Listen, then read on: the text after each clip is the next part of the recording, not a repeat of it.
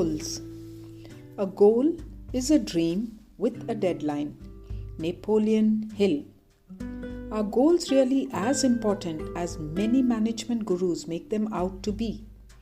Does one need to have goals to become successful?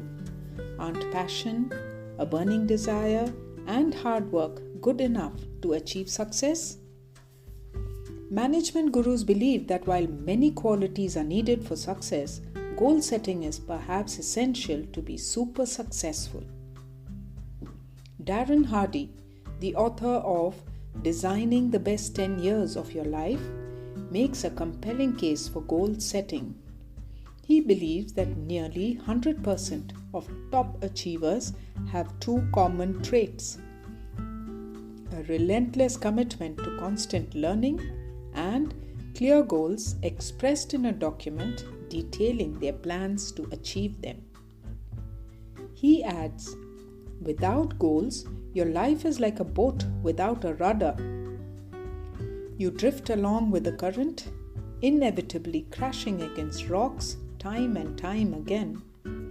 Proper goal setting puts you in a speedboat and gives you a target to steer towards. You will go directly to your destination and with great speed. Many of us have heard of the famous Harvard Business School study about goals. There are those who have found no solid evidence that such a study was conducted and declare it an urban legend. Urban legend it might be, but the findings were rather interesting.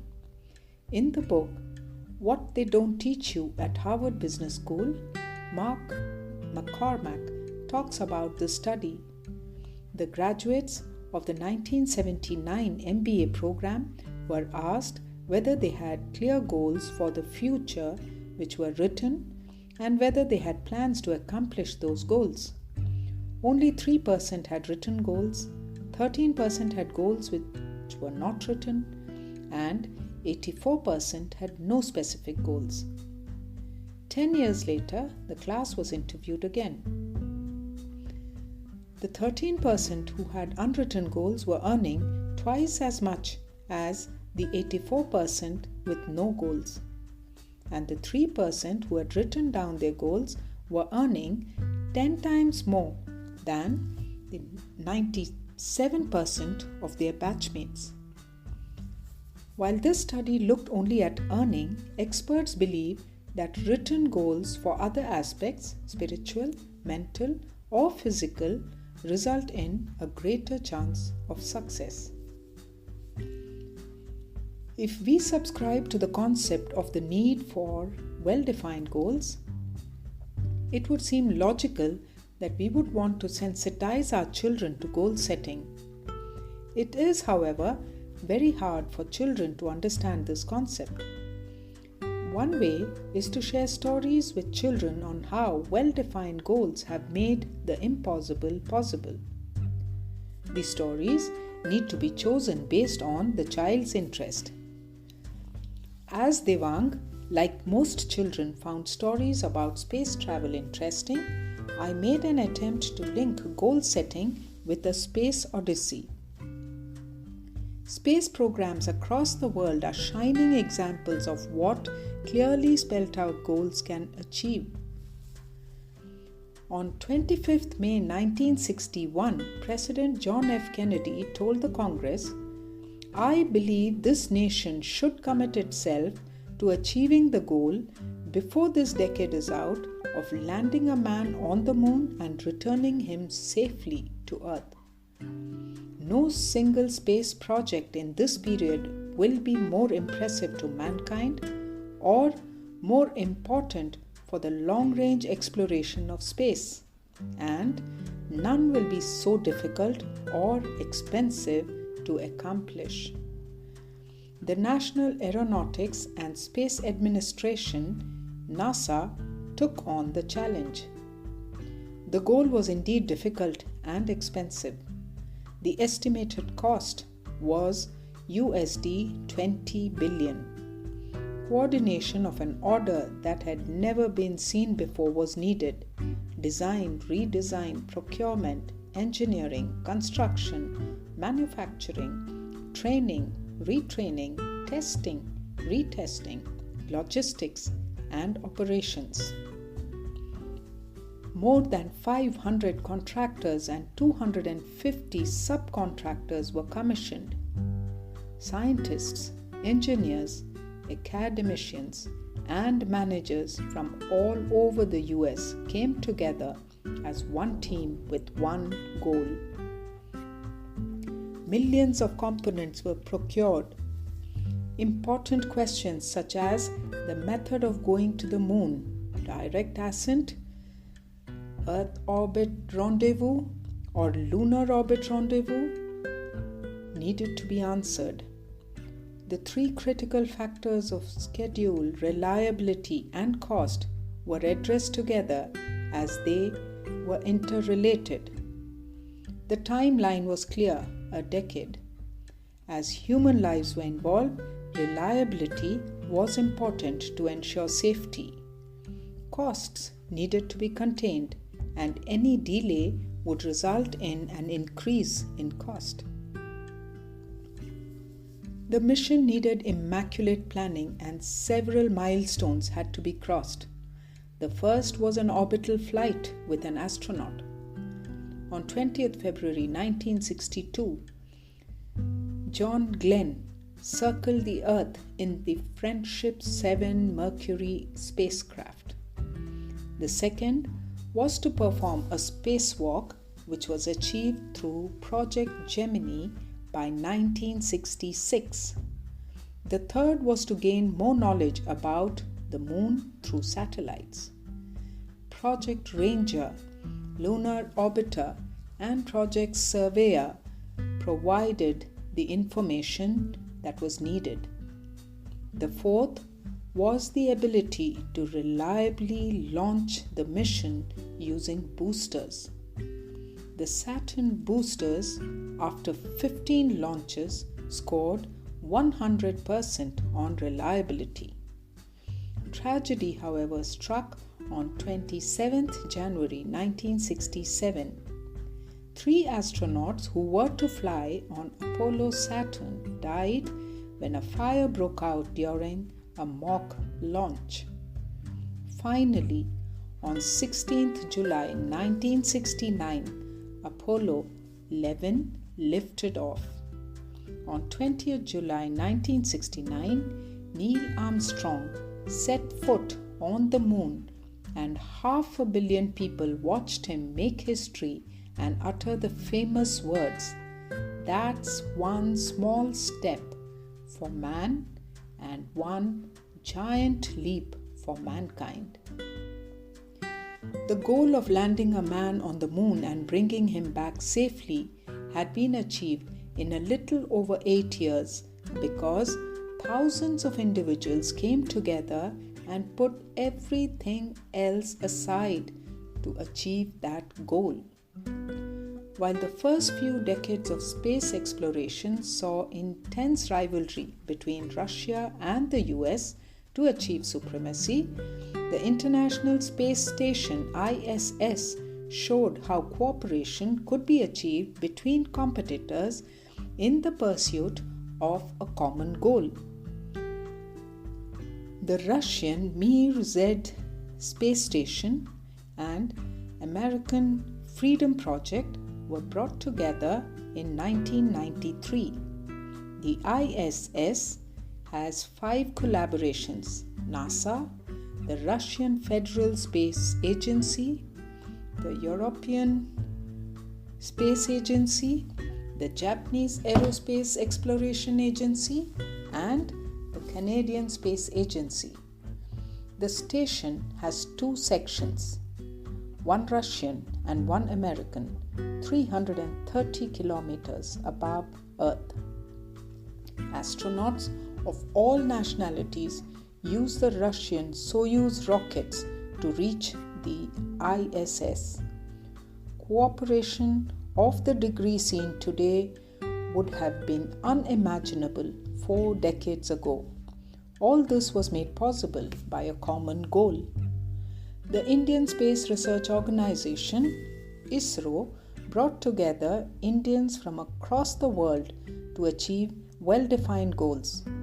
Launch of India's first satellite Aryabhatta in 1975, vehicles to launch multiple satellites in a single mission, and launch of the lunar probe Chandrayaan in 2008. The Mars Orbiter mission was launched in 2013 with the goal of becoming the first in the world to enter the Martian orbit in its maiden attempt. On an individual level, Albert Leander Burt Rutan set a goal of creating a privately funded spacecraft to make space travel affordable. Rutan built Spaceship One at a cost of just USD 25 million. He thus made it possible for the first two individuals who were not part of a government-funded program to go into space. Every news report, TV program, book, and film on space provided me with an opportunity to share the power of a goal with Devang using the excitement space travel generated in him. When we visited Singapore for a holiday, Devang kept marveling at the cleanliness, the sense of order and civility he observed there. This is such a remarkable country. How have they been able to do so well? He asked. Singaporeans have Mr. Lee Kuan Yew to thank. He had an aim and he achieved it, was my response. Lee Kuan Yew is recognized globally as the founding father of Singapore. Lee became the first Prime Minister of Singapore in 1959. Following Singapore's separation from Malaysia in 1965, the Republic of Singapore was created. With an area of 241 square miles and a population of 1.879 million, Singapore had no natural resources and limited capability to defend itself. Transforming Singapore from a developing to a developed country was the goal Lee set out to achieve. Detailed plans and policies were created. In his book, From Third World to First, The Singapore Story, he shared the transformation. To strengthen defense capabilities, conscription was introduced. Male citizens were asked to serve in the armed forces, police, and civil defense force. Tolerance to a multicultural, multi-religious way of life was encouraged. There was zero tolerance for corruption. To ensure an honest administration, salaries of officials were linked to salaries in the private sector. Lee believed that Singapore's people were its biggest asset and their work ethic would draw businessmen from around the world. A strong legal system, transparency, and investor-friendly and business-conducive policies resulted in Singapore becoming a preferred business destination. Recognized globally for his statesmanship, Lee received many awards, including the Lincoln Medal, an award reserved for people who have exemplified the legacy and character embodied by Abraham Lincoln. In 2009, I was on my way back from a lecture tour in Africa. The flight had a stopover in Kigali, the capital of Rwanda. On the flight from Kigali to Doha, an engineer from Rwanda was my companion. As I had read about the rapid strides his country had made, I asked him a lot of questions about life in Rwanda. In the few hours we spent together, he shared an amazing story, one that I had a chance to pass on to Devang. In 1994, Rwanda saw a genocide that wiped out 10% of its population. Paul Kagame became the president of Rwanda in 2000. After he was sworn in, Kagame created Rwanda's vision of 2020 goals. The goals were good governance, an efficient state, skilled human capital including education, health and information technology, a vibrant private sector, world-class physical infrastructure, modern agriculture and livestock. Kagame aimed to decrease the number of people living in poverty by half and increase average annual earnings from USD 237 to USD 900. He set about achieving his goals through pragmatic policies. Today, the Rwanda parliament has more women than men. Controlling corruption has received much attention, and Rwanda has gone from rank 83 to 49 in a list of 177 countries on the corruption index in less than 10 years. It is also the 52nd country on the World Bank's list of 200 best countries to do business with. Cleanliness drives, a national health insurance program, and better literacy rates have changed the face of the country. More than 200,000 children in the country have received laptops as Kagame has set his sights on making Rwanda a knowledge economy. Such is a sense of pride that he has instilled in young citizens that they want to study and work not just for their own benefit, but also for the betterment of their country. Observers have started referring to Rwanda as the Singapore of Africa. Over the years, Devang has learnt more about how a goal can transform countries. It has shown him that if a goal can have such an impact on a large scale, it can do wonders at an individual level. Every week, I see children with serious liver problems. Their parents are willing to move heaven and earth to see their children get better. One person who stands out in my memory is the mother of one of my patients, Vinay. She had one goal: to see her son get a new lease of life. As an 11-year-old, Vinay was referred to Apollo Hospital, Delhi for a liver transplant. He suffered from an uncommon liver disease called primary sclerosing cholangitis. In this disease, the bile ducts get progressively scarred and liver failure develops. When end-stage liver failure is established, the only treatment is a liver transplant. I distinctly remember the first time I saw Vinay. He looked thin and weak.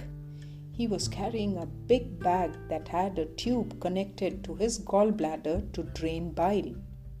He had a huge smile and his eyes were extremely expressive. The smile was something that pleasantly surprised me. Vinay had been in a hospital for months and several endoscopic procedures had been performed on him. He had missed a year of school and had not interacted with friends for a long time. No sports, no fun, and a life confined to a hospital bed. Yet he was smiling. As we started preparing for the transplant, it became clear that the social and economic situation of the family was going to pose challenges. Vinay's mother was the sole breadwinner with 3 children to support. She also wanted to donate a part of her liver. She was devastated when she was rejected as a donor. The father had a matching blood group, but he was an alcoholic and had given up work. We mentioned to the father that he could be a suitable donor if he gave up alcohol. The mother told us to leave it to her to get her husband to give up alcohol. Our hospital and team had offered to perform a free transplant, but we still needed to raise rupees 6 lakh for the consumables and medicines. We wrote to the Chief Minister's Relief Fund. 2 of our patients agreed to make a contribution for Vinay's transplant. As we worked on raising funds, we were encouraged to see Vinay's father refraining from alcohol. 3 months later, he was declared fit to be a donor. By that time, we had raised rupees 5 lakh and still needed rupees 1 lakh. The village panchayat decided to help out by organizing kabaddi matches in neighboring villages. The funds thus needed were raised, and his father donated the right lobe of his liver. Vinay recovered and was discharged in 2 weeks. He remains healthy and is doing well at school. His father now works as a carpenter and has not touched alcohol for years. If we want our children to benefit from goals, we need to start working with our children at a young age to help them set goals. We could start with one small goal, and once that is achieved, a bigger goal may be set. For example, if a child does not like mathematics, there is no point in setting a goal of achieving an A grade in the next assessment. Setting a goal of enjoying mathematics by making it more interesting would be more helpful. Once the child finds mathematics interesting, he or she herself will aim to improve his or her grades and in time realize the value of goal setting. Mohammed El-Erian served as the CEO of a large investment fund and made USD 100 million a year.